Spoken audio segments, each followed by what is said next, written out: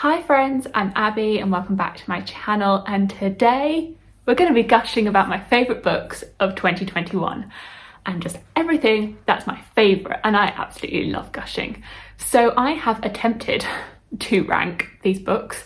I can't remember where it was, I saw someone put up a poll of whether people prefer the books to be ranked or if they don't mind and it's just in a random list. And the majority of people on that poll said they liked them to be ranked. And I was like, oh, I did not realise this. I thought people were just happy with the list to just be in a random order. The vast majority of people that voted on that poll said they wanted the books to be ranked. So I have attempted to rank, and it's a fluid ranking. It's fluid. It's fluid. So these are my top 10 books that I read last year. Really tried to get it down to 10. Sometimes I do mention like a series, so that there is that caveat. It's my list, my rules. And these aren't necessarily published in 2021. These are just books that I read in that year. So diving in at number 10, we have Kindred by Octavia E. Butler. This is the only book so far that I've read by Octavia Butler, but I absolutely loved it. And this is one of those books that's short, but it really packs a punch. And so in this book, you are following a main character, Dana, and at the beginning of the book, she just gets sucked back into the past. She is a black woman from the 1970s in America, and she is sucked back into the 1800s, where she ends up meeting one of her long-lost relatives, who is a slave owner at that time. And you sort of see how she interacts with him and his life and the circumstances that she is in there as she keeps going backwards and forwards to the past without any control over the circumstance. And it was quite brutal to see that situation and see the struggles that she went through and see how she adjusted to it, and her sort of trying to come to terms with both her history, where she comes from, her heritage, the dark truth of the slave trade, and being able to see it as someone that has had freedom in the 1970s to having that freedom taken away from them. It was a hard read because you know that what she's going through actually happened. You know that this was the norm at that time. It just makes you hate humanity in some ways. You're like, why do we have to treat people like this? Why? And knowing that although we've come a long way since then, there is still repression, there is still challenges that we face, both in terms of race or in terms of in terms of ethnicity, religion, political standing, in terms of anything. There are very opinionated extremists on every side, but it just makes you realise how far we still have to go. And I think Octavia Butler was very forward thinking with this. So yeah, I think this was really well written and really just compelling to read. And I was really scared for our main character, Dana, and seeing what she was facing. And I'm very interested now to read a lot more Octavia Butler, hopefully this year. At number 9, we have the Drowning Empire series. So the first book being The Bone Shard Daughter, and the second book is The Bone Shard Emperor. I read both of these books in 2021 and I really enjoyed them. I don't think I have a preference between books 1 and book 2, so I'm just going to hold up book 1. Neither one of them was miles above the other. They're both quite equally in their place. So I have really enjoyed this series. I recently read Bone Shard Emperor in December, so I've got quite vivid new thoughts about it. And so in this world, it is set on an archipelago, and you are following multiple perspectives. You have Lynn, who is the Emperor's daughter, and you have Jovis, who is a smuggler, and you also have some governors on some of the other islands. Some of the perspectives are in first person and some are in third, which I think is a really interesting dynamic, which I've talked about before. You have an adorable animal companion, which is just so fun to read about. I love Mephi, absolute standout character from the book. I really liked the progression of the plot with the political machinations. I liked the magic system, which is built around these constructs and taking bones from the human population and using that to fuel the magic. So I found that really interesting, and I'm really liking the way the series is progressing. But I'm really hoping that the third book matches up to the first and second book and it really closes out the series on a high, hopefully. But so far the first and second book I've thoroughly enjoyed. One of the more wintry reads on this list is Midnight in Everwood by M.A. Kuznia. This I read when it was not winter at all, when it was summer, and I was on holiday in Greece. So I have a vlog of me reading this. Even though I was in a very hot setting, I was transported to winter whilst reading this. It was so wintry, so atmospheric, and I don't know, I was just addicted to this. I was just so compelled to keep reading. Like, when I was reading this, I remember being at like 60%, and then I was at 90%, and I was like, I don't know where those 30% went. I don't know where they went. They just disappeared. Like, I didn't even realise that the book had disappeared in front of my eyes. I just could not put it down. So this is a Nutcracker retelling, hence a very wintry vibe, and it is a very wintry cover. You're following a main character who is a ballerina in our real world, and she gets sucked into this fantasy world. It has these descriptions of food and sort of sweets, which are not very good if you're on a diet at all. I would not recommend it if you're on a diet and avoiding anything sweet, because you will just want to eat all of the baked goods. A very good thing to read during Christmas, when you are allowed to eat everything that you want to eat. Probably not, maybe not a book for January if you've decided to have a New Year's resolution of being healthy, but I just found it really, really visual. Like, I could visualize this whole setting and this snowy atmosphere, and it really transported me to that. One of the books that I read most recently to make this list is The Mask of Mirrors by M.A. Carrick, writing duo made up of Marie Brennan and Alice Helms.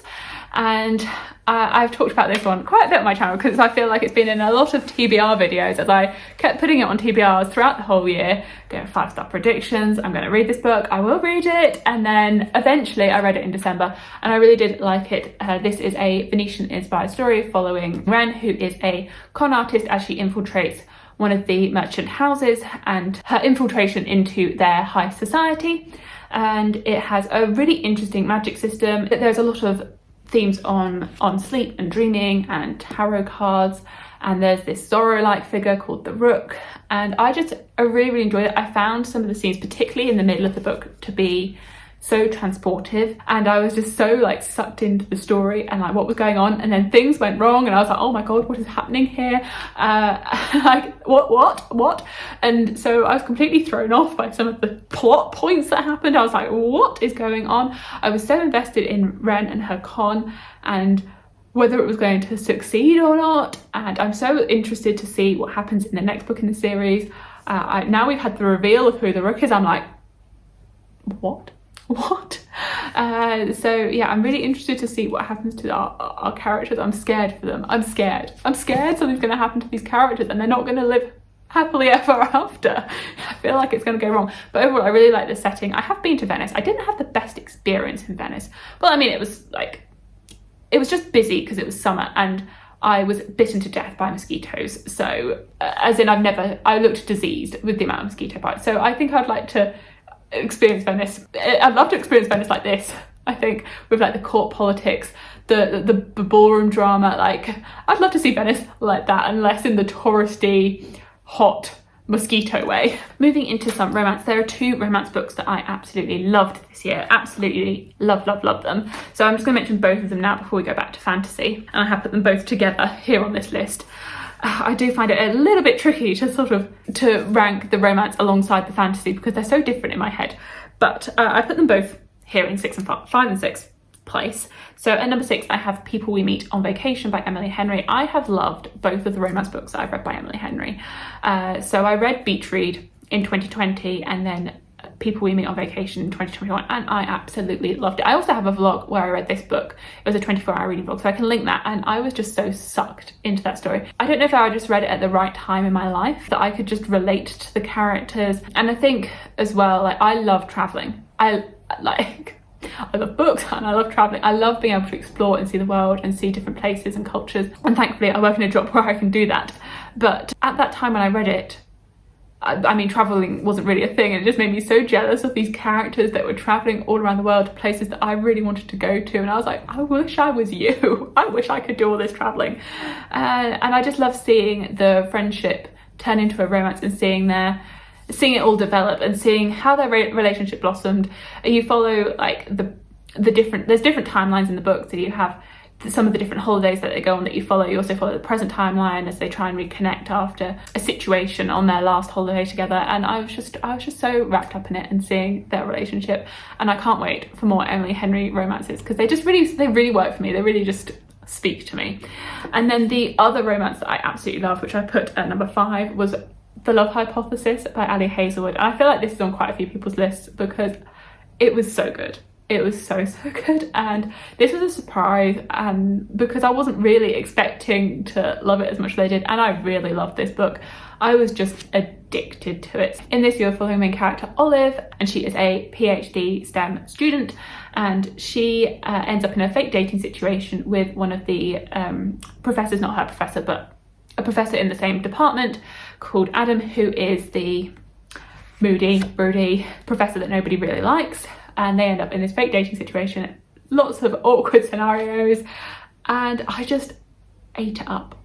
I completely ate it up. I remember starting this and just reading it through the night. I'm glad I read this at the weekend, but I could not put it down before bed. I was like, I can't put this down. And then I woke up in the morning and I just had to keep reading it straight away. I just could not stop reading it until it was finished. And then I was like, oh, it's over. Oh no, the book is over. What's happened? What do you mean it's all finished? And so then I read the extract that Ali Hazelwood has on her website of another scene, and I can't wait for more of her books. I just found it so fun and readable, and it had some real world situations in it. It deals with the female experience working in the STEM field, and I believe Ali Hazelwood is writing from experience, that is what she studied. I can't believe it was a debut. I think it was really, really well done. I was rooting for their romance and their chemistry. I was addicted. Okay, back to fantasy. Back to the big epic fantasy. I think these are all big epic fantasies now for the rest of the video.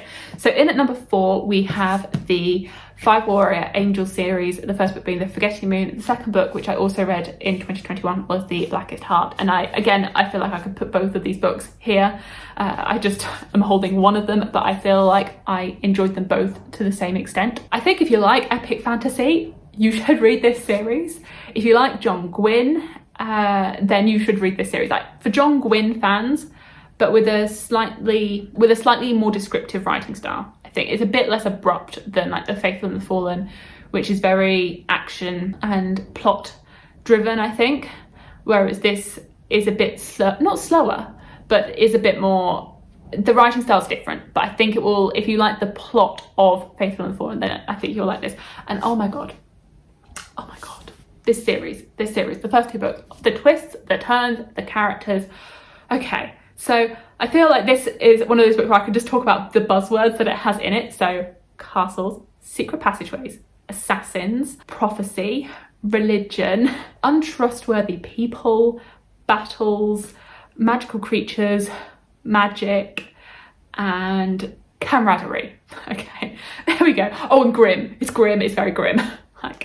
Some of the scenes in here are so grim. The thing is, I was reading this and I was like, it's just a normal fantasy book, John Gwynne level-esque of sort of the fantasy darkness. And then there's this one scene, I think it was chapter 17, I can't remember. I remember that chapter. It was brutal. It's just that one chapter in here, The Blackest Heart. It's a bit more spread out, the grimness of it. And I was like, it was just before bed. It was not the scene that you should read just before bed. I was like, oh, I think I need to go watch something really happy now, because that was not a happy scene. So if you don't like any grimness in your books, then this won't work for you, but it really worked for me. And I really, really love this. It was just the twists, the turns. I don't know where the series is going. I don't know what's going to happen to any of our characters. I really do like all of our characters in this. They are all just so different and likable and not likable. Yeah, a lot of them aren't likable, but I'm so invested in them. I'm so invested in seeing what they're going to do. I don't trust them. Sometimes I want a POV from someone just so I can see inside their head, and I'm like, let me see inside their head, please. I did a whole discussion on this book on my channel with Joanna Souza, Petrick and Jimmy from the Fantasy Network, and so we talked about this at length. The first bit is spoiler free, and then we go into spoilers, so if you want to hear any of our thoughts, then I can link that as well. But I think we all absolutely loved this when we read it, so I'm very, very happy that I read this year, and I would strongly recommend it, and I think it is severely underrated. More people need to read this series, and I think the 3rd book comes out later on this summer, and I need it now. Okay, speaking of John Gwynne, I finished off the books that I hadn't read by John Gwynne in 2020, and I read the Of Blood and Bone series, this book being the final book in the Of Blood and Bone series, and I also read Shadow of the Gods. So A Time of Courage.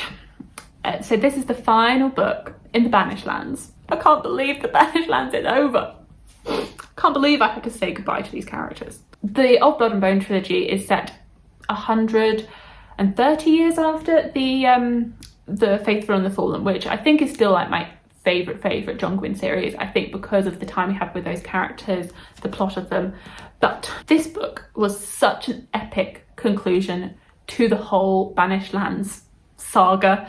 I loved it. I absolutely loved it. I think John Gwynne is excellent at writing finales and conclusions. Like Wrath, From the Faithful and the Fallen, A Time of Courage, they're just excellent conclusions. Like the first books are always really good, but he is so good at sticking the landing and like building to the conclusion. A Time of Courage was an excellent conclusion to this whole saga with all these characters in this world. I feel for characters. I really feel for these characters. That I remember finishing this book, and I think with quite a few of John Gwynne's books, I've had to like just sit and like hug the book like this, like in a sort of satisfied but also I'm really hurt sort of way. I'm so thankful I read this book. I'm so satisfied with where we got to, but why did it have to hit me in the feels so much? The battle scenes, when people talk about John Gwynne, they talk about battle scenes, and that is with real reason. His battle scenes are amazing. The way that he writes these scenes in such a cinematic way, it feels like you are really seeing the scope of the battle, that he will see it from multiple people's perspectives, and so you really get this grasp of what is happening. I believe as well that he is a reenactment, or he's done like classes on sword fighting and different weaponry classes, so he really knows like what it takes to wield these weapons, and you can see how he has really put that into his battle scenes. I can't believe I read everything that is published by John Gwynne, and I cannot wait for more publications in whatever he writes next, but it will be the Shadow of the Gods or the Hunger of the Gods that I read next, but everything this man writes I will read. Next, moving on, I read the whole of the Greenbone Saga by Fonda Lee. I read Jade City in 2020, and then Jade War and Jade Legacy in 2021, and the Greenbone Saga it fastly became a favourite series of all time. It very quickly got there, and I'm so happy that I have read and enjoyed this series. This is a Asian-inspired sort of Godfather mafia gang fantasy story following the No Peak clan and the family members as they fight against the Mountain Clan over Jade in the city of Janloon, and then the expansion of that throughout the series. The first book really focusing on the city, and then Jade War and Jade Legacy expanding more and looking at the world and the legacy and the multi-generation, the generations that this will affect in this war. And I loved this series. It was so well written, it was so well paced. I'm holding up Jade War as I think this was my favourite in this series. I think Jade War was my favourite. I think Jade Legacy, the third and final book, it stuck the landing. It was an amazing conclusion. I absolutely loved it. 5 stars. This was 5 stars. Oh, like 5 stars, 5 stars, 5-star series. But I think Jade was my favourite. I think it was just really well paced, this one. The twists, the turns. I really liked seeing that expansion of the world and seeing the characters develop and seeing how they progressed, and just seeing the impact of Jade across the world, and the twists, the turns, the ending of this book. I think I woke my boyfriend up. I was reading in here, he was asleep, and I literally shouted at the book. I was like, no! And woke him up, and he was like, Abby, what's wrong? What is wrong? And I was like, the book. So it really evoked a reaction in me. I had reactions, definitely reading Jade Legacy, but I think Jade Legacy, because it spans such a large expanse of time, although it didn't feel rushed, I think it was very well paced. I just feel like it was a lot of time, and I could have had more time with it. I could have had a 4-book series if that time had been expanded upon. I think it could have been. But so I think this one is just slightly better paced for me, and I loved this series. I love this series. I feel like this series has been on a lot of people's best books of the year with real reason, and I would definitely recommend it if you haven't picked it up. I think it will work for a lot of people. Now, the favourite book series that I read in this past year, I have read 2 books in this, what will be a 10-book series in this past year. I'm trying to space them out a little bit, and that is The Stormlight Archive by Brandon Sanderson. So the first book being The Way of Kings, and the second book being Words of Radiance. And I have loved them both. I have vlogged my experience of reading both of these, so I can link both of them. And this was a ride. It was a journey. It was those books have been journeys. The experience of reading these books. There's like the story, and then there's this whole experience that went along with it. I think with the vlogging, with the sort of theorising, the whole experience of this, of finally getting what the Stormlight Archive is about. Like, there was everything that went into my reading experience with this, and being able to talk about it with people as well. Like that, it just really added an extra layer to this reading experience, and I loved it. I feel like a lot of people have read this or talked about this. Before going into this, I'd seen people talk about this book, but I didn't really know that much about it. But it is a epic fantasy story, multiple perspectives. Our main characters are Kaladin, Dalinar and Shalon, and it's seeing how their paths intercross in a way, and their different stations in life. And then you have this ongoing battle or confrontation, which is at the forefront between one empire and the humans and the Parshendi, who are a different race. That's where I guess it starts, but it goes a lot further than that. There is a lot more to it. There's this whole magic, and I feel like I'm still learning about the magic in this world. There's still a lot to learn. You can really see how Brandon Sanderson has grown as a writer in this series. You can see how he has pieced together so many elements that he is within this series, and seeing how his writing has just, how he's grown as a writer, how diverse and the breadth of this world, the different cultures, the different people, how the whole cosmere links together. I found that so exciting, looking for Easter eggs and seeing how everything links up. It was just so fun theorising and figuring out what was going on, having read quite a few of the other books in the cosmere, and it just gets me so excited to read more books in the cosmere. I'm holding up The Way of Kings, and I think I did like this more than Words of Radiance. I don't know, like, I feel my experience with Words of Radiance was a little bit weird because I guessed a lot of the plot, and I don't know if many people do. So Brandon Sanderson is known for having his Sanderlanche at the end of his books, and I had that in the middle of the book because that's when I realised one of the big reveals and my prediction was correct. So I feel like that sort of disrupted the flow of the book for me a little bit. I think if I hadn't guessed so well, then that would be my favourite book, but because I was, I don't know, very on the ball with that read, I think this one's my favourite because this one, when I got to the end, everything was a surprise, and I was like, what? He is very good at having these reveals at the end, which generally I can't guess, but I did with Words of Radiance. So I would strongly recommend these. I don't think these are a good place to start with Brandon Sanderson or epic fantasy if you've not read it before, but I think they're very, very good for when you're comfortable with reading epic adult fantasy. So those are my top 10 books of 2021. What were your favourite books of the past year, and were any of them the same as mine? And thank you so much for watching. I really appreciate you all, and thank you for an amazing year, and I will see you in my future videos. Bye!